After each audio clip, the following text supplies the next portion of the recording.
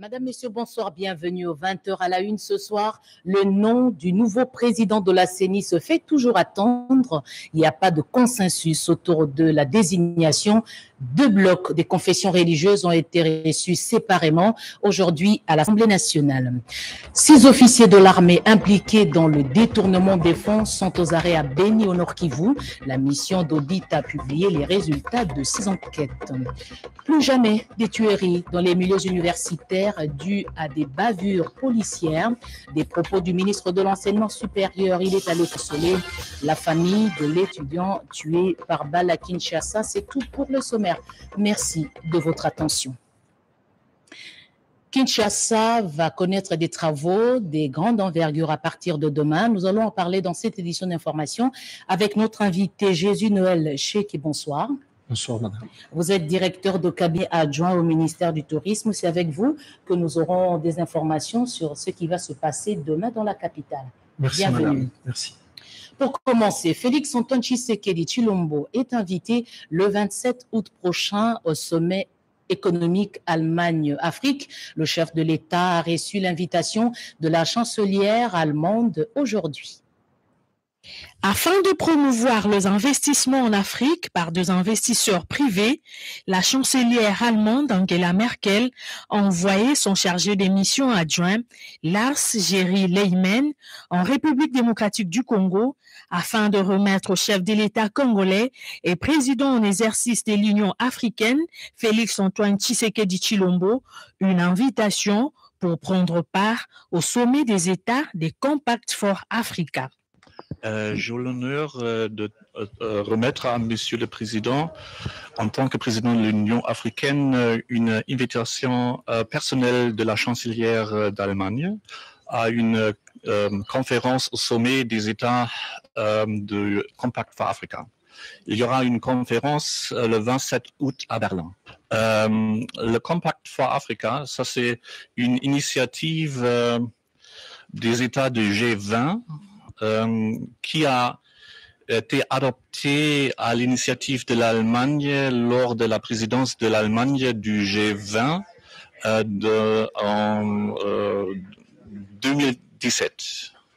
Et cette initiative a pour l'objectif de promouvoir les investissements en Afrique par des investisseurs privés. Et c'est déjà pour nous très important que Monsieur le Président va participer en tant que président de l'Union africaine et discuter avec les dirigeants des autres pays les possibilités de promouvoir l'économie en Afrique. Ce sommet économique Allemagne-Afrique, qui est déjà à sa 4e édition, aura lieu le 27 août prochain à Berlin, la capitale allemande. Ceci boostera sans aucun doute les investissements privés en Afrique. Toujours pas de consensus autour de la désignation du candidat président de la CENI entre 2 blocs de confessions religieuses. Après toute une nuit de débats, les 2 groupes sont venus rencontrer le président de l'Assemblée nationale, séparément bien sûr, Edi Tchalakatara. Le choix du nouveau président de la Commission électorale nationale indépendante est confié aux confessions religieuses. On croyait se mettre à l'abri des guéguerres des politiques. L'incompréhension et les suspicions doublées des a priori, des débats houleux jusque tard la nuit, pas de consensus qui visiblement s'éloignent d'ailleurs. Les 2 groupes, l'un de l'Église catholique et l'Église du Christ au Congo, et l'autre des autres confessions religieuses, ont été reçus séparément par le président de l'Assemblée nationale, Christophe Mbosoko Diapwanga. Rien n'a filtré de leurs échanges. Le président de la Chambre basse du Parlement, qui attendait les noms des délégués des confessions religieuses, n'a pas qu'aux explications. À voir le visage affiché par les hommes des dieux, il y a encore de beaux jours d'attente. L'échéance 2023 regarde avec désarroi le spectacle. La traque aux détourneurs au sein de l'armée. 6 officiers accusés de malversation financière ont été arrêtés à Beni, au Nord Kivu. C'est le résultat de la mission d'audit de l'inspecteur général des FARDC. La mission de contrôle de l'utilisation des fonds publics alloués à l'armée pour les 2 provinces en état de siège vient de conclure son audit pour l'étape de Beni, siège du secteur opérationnel Sokola 1 Grand Nord. Vérification faite sur base des documents référentiels, des transferts de fonds, des pièces justificatives d'utilisation il s'est avéré quelques dérapages. Ici, 6 militaires, dont 5 officiers supérieurs et un sous-officier de 3e classe, sont impliqués dans un détournement avéré de fonds. L'ex-Doura Sedlex, ils sont mis à la disposition de la justice à l'auditorat militaire de la garnison de Béni pour être transférés à l'auditorat supérieur à Goma pour enquête. Il s'agit de le colonel Lumbu Mutindu Polidor, chargé de l'administration logistique au secteur opérationnel Sukola 1 Grand Nord.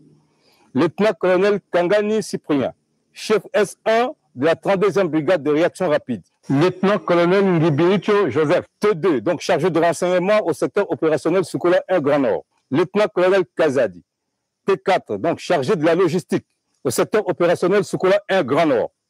Major Bola, S1 au 141e bataillon spécial, et le sergent Lema Kilolo, secrétaire au bureau 1 de la 32e brigade de réaction rapide. L'enquête continue. Après Béni vient l'étape de Goma. L'heure de la redevabilité a sonné. Cette mission est conduite par l'inspecteur général d'armée, Gabriel Amissi Tango Fort. Deuxième journée de mission officielle du chef du gouvernement en Égypte. Jean-Michel Samalou Condé a eu des échanges avec son homologue égyptien. C'était dans la capitale égyptienne, donc au Caire. Rien n'a filtré de ce tête-à-tête entre ces deux hommes d'État, mais l'on croit savoir que les sujets liés au projet d'intérêt commun étaient au centre. Les deux hommes d'État ont aussi présidé une séance de travail qui a mis autour d'une même table les experts de leur délégation. Les matières traitées au cours de cette séance de travail, encore une fois, la matière a été réservée aux chefs d'État des deux pays. L'enterrement d'Honoré Chamakwete aura lieu samedi et les cours à l'université de Kinshasa reprendront qu'après son enterrement, annonce un communiqué du secrétaire général académique de l'UNIKIN, Eustache Banza. Et pour réconforter la famille, le ministre Mwindo Nzangi de l'enseignement supérieur et universitaire est allé au domicile familial Edi Chalakatal.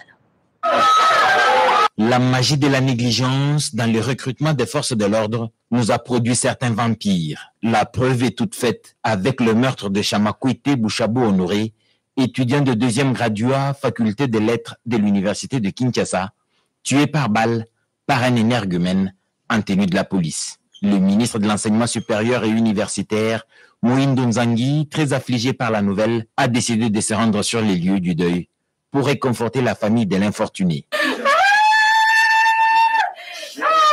Accompagné par le comité de gestion de l'université de Kinshasa, Mwindo Nzangi a fait près de 4 km pour exprimer les condoléances du chef de l'État et du gouvernement à la famille éprouvée, mais aussi à toute la communauté estudiantine. Vous savez qu'il est inacceptable qu'un étudiant qui était en train de faire ses activités normales, qui était après cours, soit abattu par un policier. Le policier est recruté, armé, payé par l'État. Il est inacceptable que ce genre d'acte se produise.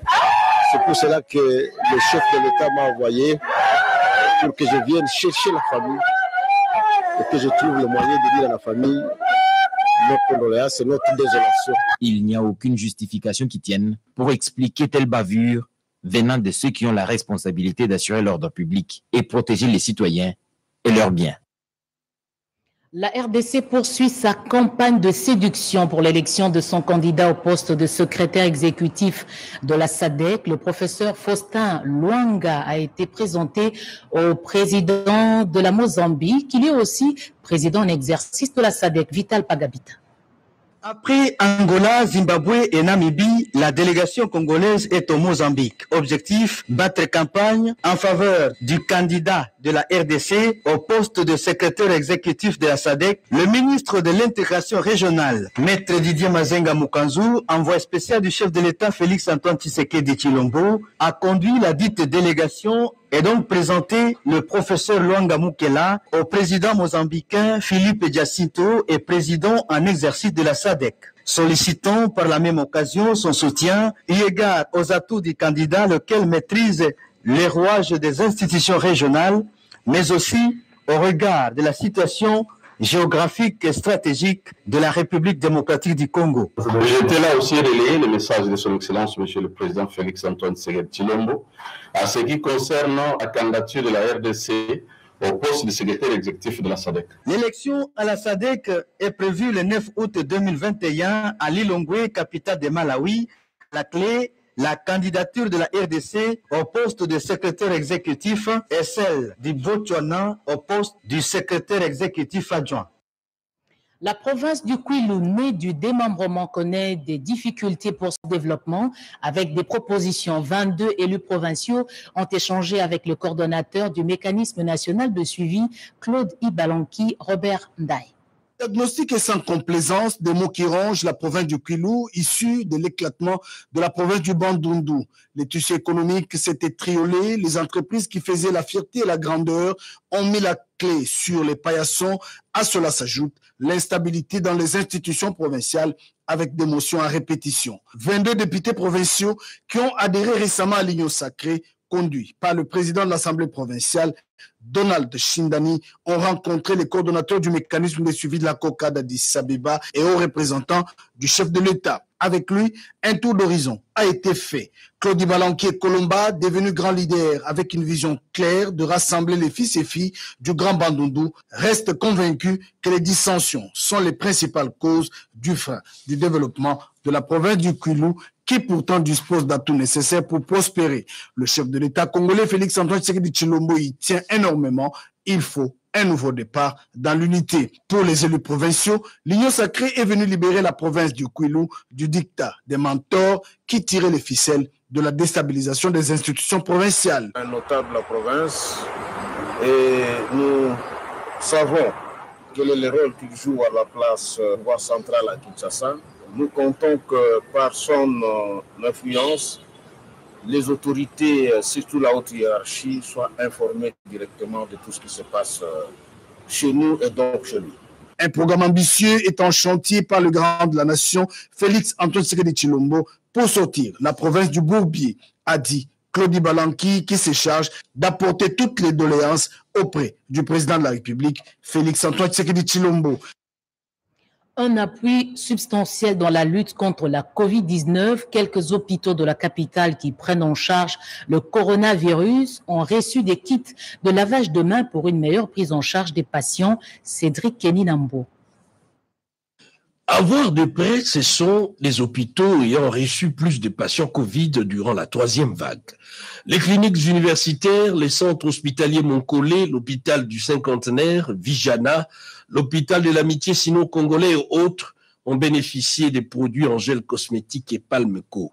Des désinfectants, de gel hydroalcoolique, Bactigel, spray surface et autres.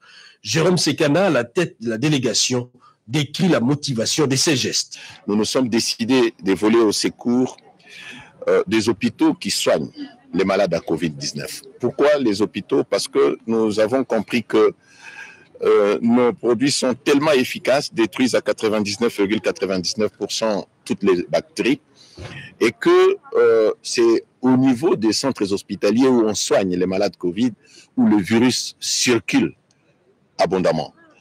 Et pour protéger le personnel médical, mais aussi les visiteurs des malades Covid, il faut renforcer les gestes barrières, ainsi qu'aux membres des familles qui viennent visiter les malades Covid, de se prémunir contre ce virus de la mort. Et demain, nous allons continuer à visiter presque tous les hôpitaux qui accueillent les malades à Covid-19.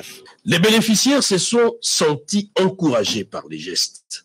Et ces produits ajoutent un plus dans la campagne au quotidien de l'usage des gestes barrières. Libération des pêcheurs congolais arrêtés par la marine ougandaise. Les discussions sont en cours. Il y a quelques réglages administratifs à faire.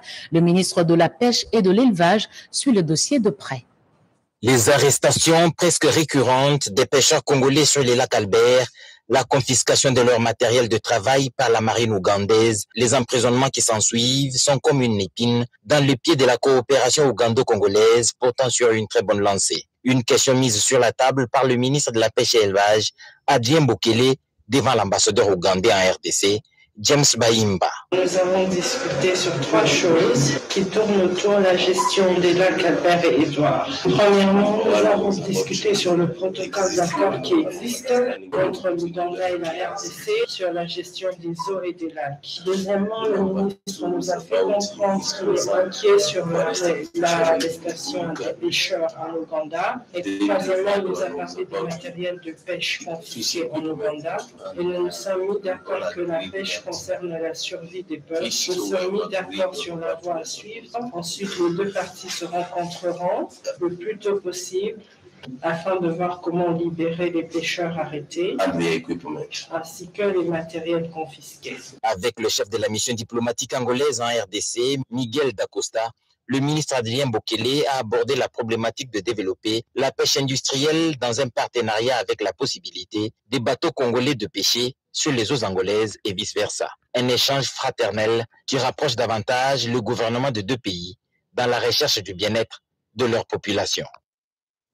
Comment éviter des surprises avec le réveil du volcan, comme cela a eu lieu dernièrement avec le volcan Nyiragongo? L'Académie congolaise des sciences apporte une réponse au gouvernement. Marie Kalong.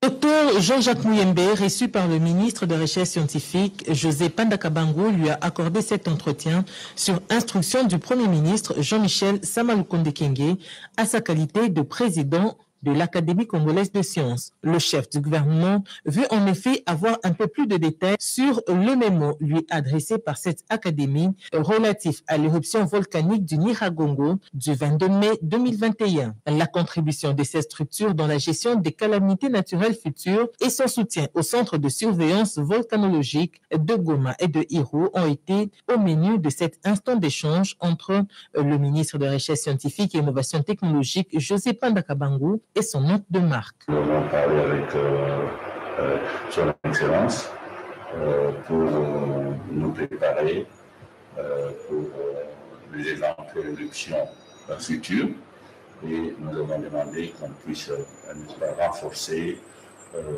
l'encadrement de la structure de surveillance qui existe à Goma et qui existe également à Luiro. Des échanges très fructueux à l'issue desquels José Panda a partagé la préoccupation du Premier ministre avec le docteur Jean-Jacques Muyembe. Le patron de la recherche a par ailleurs sollicité à ces structures de lui adjoindre un chercheur devant l'accompagner prochainement au centre de surveillance volcanologique de Goma et de Hiro. Politique. Une vidéo du secrétaire général du parti présidentiel devenue virale sur les réseaux sociaux lui attribue certains propos. Au cours d'une conférence de presse, Augustin Kabouya a recadré les faits. Alain Bikaï.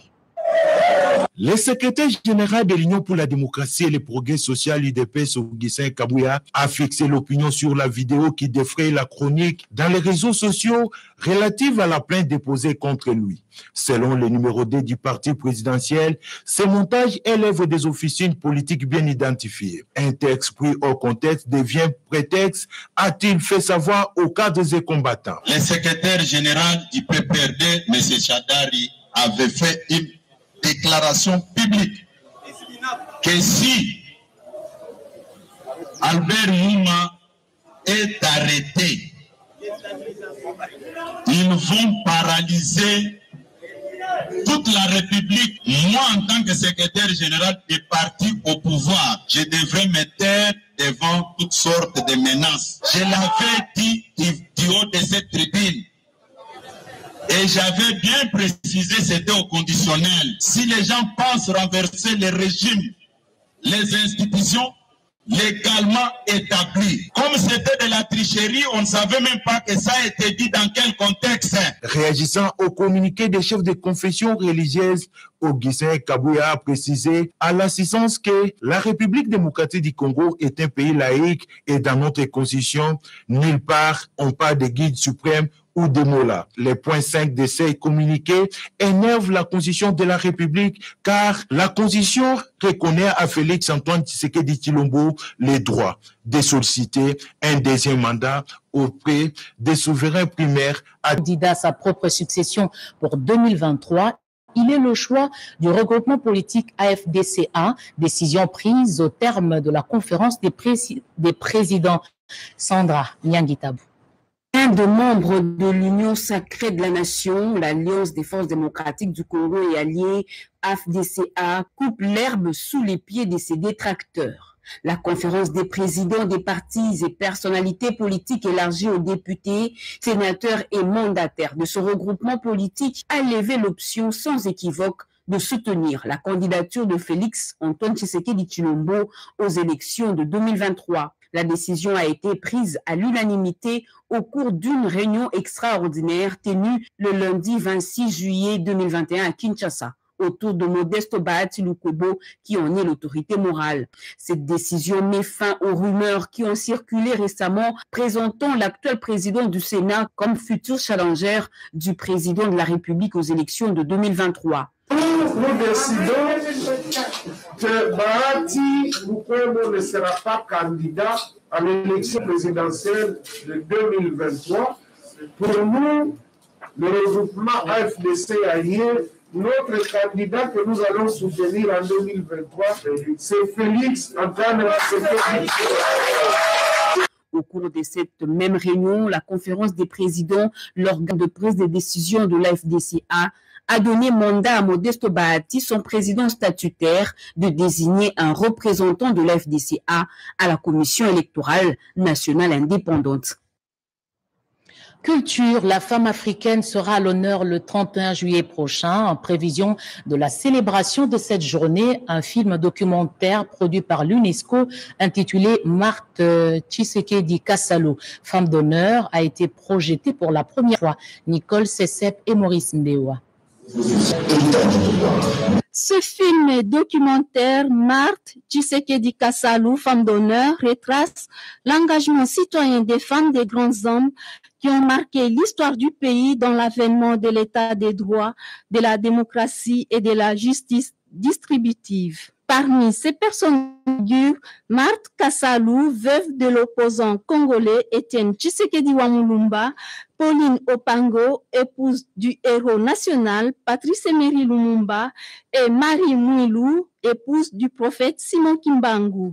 Constant Kalala, coproducteur de ce film, donne ici l'essence de cette œuvre d'esprit qu'il qualifie de portée internationale. Nous irons faire la sélection au-delà de nos frontières, parmi les grandes dames qui auront accompagné des grands hommes dans le secteur de la culture, dans le secteur de la science, de la politique. Nous avons des partenaires. Sur le plan international, nous avons comme partenaire majeur l'UNESCO. La projection de ce film intervient un mois après le lancement de la première édition du trophée Marthe Tshisekedi Kassalu, femme d'honneur. De la culture au tourisme, il y a qu'un pas à franchir. Justement, demain à Kinshasa, le gouvernement Jean-Michel Samaloukonde prévoit de lancer des travaux pour relancer ce secteur. Nous avons sur ce plateau Jésus-Noël Cheke. Rebonsoir. Bonsoir, je rappelle que vous êtes le directeur de cabinet adjoint du ministre du Tourisme. Alors, donnez-nous des précisions sur ce qui va se passer demain. Eh bien, madame, ce qui va se passer demain, c'est que le gouvernement de la République va donner le coup d'envoi de son ambitieux programme qui consiste à la réhabilitation et à la modernisation des infrastructures touristiques à travers les pays. Et ce coup d'envoi va être donné à travers un site aussi symbolique qui, depuis plus de 83 ans, n'a plus jamais connu des travaux de rénovation. Il s'agit donc du jardin zoologique de Kinshasa qui aura les privilèges de pouvoir être ce premier site qui va connaître les travaux de modernisation. Ah, vous choisissez le zoo. Kinshasa compte combien de sites? La République en a combien? Pourquoi ce choix? La République a plusieurs dizaines de milliers de sites touristiques, aussi bien naturels, parce qu'il faut avouer que le Congo est un paradis avec son riche potentiel en biodiversité, donc nous en comptons une dizaine de milliers. Mais en ce qui concerne la ville de Kinshasa, l'accent a été d'abord mis en particulier pour les eaux de Kinshasa, ainsi que bien d'autres sites que le ministre du Tourisme, Modéron Simba, aura le privilège demain, au nom du gouvernement, de dévoiler les calendriers des travaux qui s'exécuteront sur l'ensemble du pays. Qui vont lancer ces travaux? Vous avez respecté la procédure d'attribution de marché? Les procédures sont en cours. C'est un ambitieux programme qui va s'étaler sur plusieurs années. Ce n'est pas un programme d'un seul jour. Demain, c'est le coup d'envoi parce que ça va concerner l'ensemble du pays. Mais d'abord, les jardins botaniques de Kinshasa. Comme vous savez, madame, jadis, ces jardins faisaient la fierté de la ville capitale parce qu'ils créés en 1938. 83 ans après. Maintenant, ce sont des mariages qui sont célébrés là-bas. Non, là, c'est plutôt au niveau du jardin botanique. En oui. face, c'est quasiment, les sites étaient en abandon, et quasiment dépeuplés. Aujourd'hui, le gouvernement a réaffirmé cette ambition de pouvoir rénover ces sites et en faire demain un grand complexe qui sera couplé au complexe botanique en face. Les sites vont être réhabilités. Il n'y a pas de route pour accéder à ces sites. Le projet prévoit aussi Madame, au-delà de la réhabilitation des unités touristiques des sites à travers les pays, le gouvernement travaille également dans le cadre d'un programme multisectoriel qui aura pour intérêt également la réouverture des routes aussi bien à l'intérieur du pays avec les ministères de l'Agriculture, les ministères des Travaux publics et bien d'autres, et celui de l'aménagement du territoire. Comme vous savez, certaines routes de desserte agricole conduisent également vers les sites touristiques. Donc, il y a un vaste programme en ce qui concerne cela, mais en ce qui nous concerne principalement le ministère du Tourisme, demain, c'est un grand jour pour la relance et la renaissance du secteur du tourisme. C'est à quelle heure? C'est à 10 heures. La cérémonie va être retransmise en direct sur la télévision nationale parce que là, le ministre du Tourisme dévoilera les calendriers des travaux, des biens des sites avec bien d'autres événements parce qu'il n'y a pas que la réhabilitation des sites, il y a des réformes, il y a également des équipements qui vont être annoncés. Merci beaucoup, Jésus-Noël Chéquier. Je rappelle que vous êtes directeur de cabinet adjoint du ministre du Tourisme. Merci pour toutes ces informations. Merci, madame. Nous poursuivons ce journal avec ce message de remerciement du peuple né Congo adressé au président de la République suite à l'élévation du docteur Jean-Simon Fouti Kiakou en qualité de directeur intérimaire à la CNCS. Les institutions provinciales, le peuple né Congo et moi-même adressons à votre Excellence nos vifs remerciements pour la désignation d'un digne fils né Congo en la personne de Dr Jean-Simon Fouti Kiakou en qualité de directeur général ad interim de la Caisse nationale de sécurité sociale.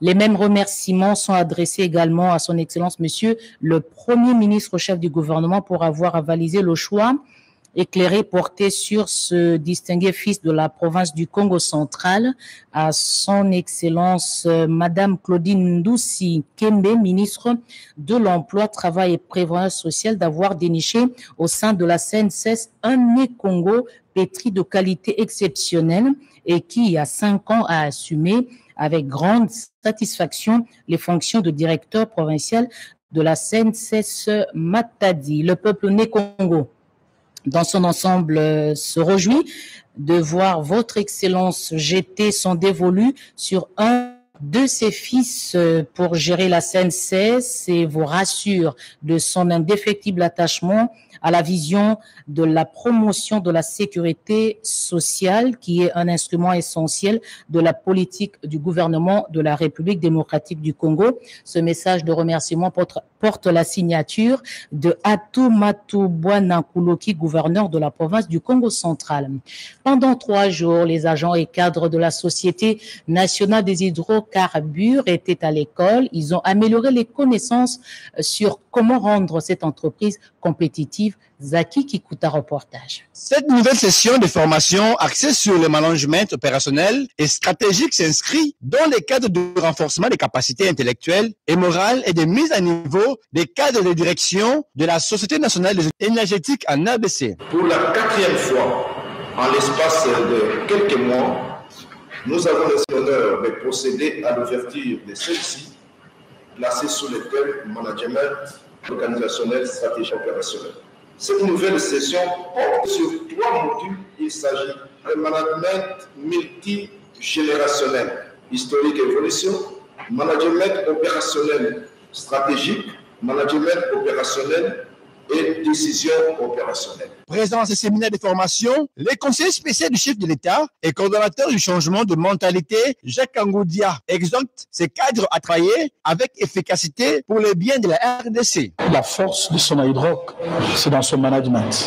Réunir le chef de service, le directeur, donc c'est aussi chercher à transmettre ce mode de management afin qu'il y ait l'efficacité, l'efficience, donc qui donne la performance. Notons que le directeur général de cette entreprise, Iber Mouawa, invite tous les participants à prendre une part très active à cette formation pour capitaliser les connaissances acquises à mettre au service de la Sonaïdroc.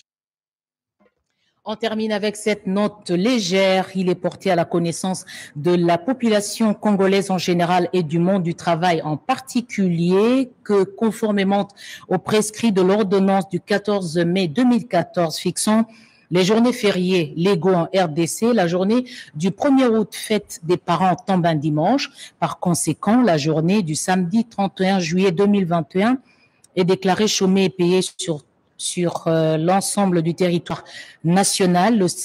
La stricte observance des gestes barrières contre la pandémie de Covid-19 est vivement recommandée à toutes et à tous. Nous souhaitons, dit ce communiqué, une bonne et heureuse fête des parents. C'est signé Claudine Ndoussi Nkembe, ministre de l'Emploi, Travail et Prévoyance sociale. Fin de ce journal. Merci de l'avoir suivi avec beaucoup d'attention. Je rappelle les principales informations. Il n'y a toujours pas de fumée blanche. Le nom du nouveau président de la CENI se fait toujours attendre. Il n'y a pas de consensus autour de la désignation. 2 blocs des confessions religieuses ont été reçus. Vous avez vu les images par le président de l'Assemblée nationale. 6 officiers de l'armée impliqués dans le détournement de fonds sont aux arrêts à Nord Kivu. La mission d'audit a publié les résultats de ces enquêtes. Plus jamais de tueries dans les milieux universitaires dues à des bavures policières. Des propos du ministre de l'Enseignement qui est allé consoler la famille de l'étudiant tué par balle, et le programme prévoit l'enterrement le samedi de cet étudiant. Restez avec nous, le programme continue. Retrouvez à 23h Getty Omatuku. Au revoir.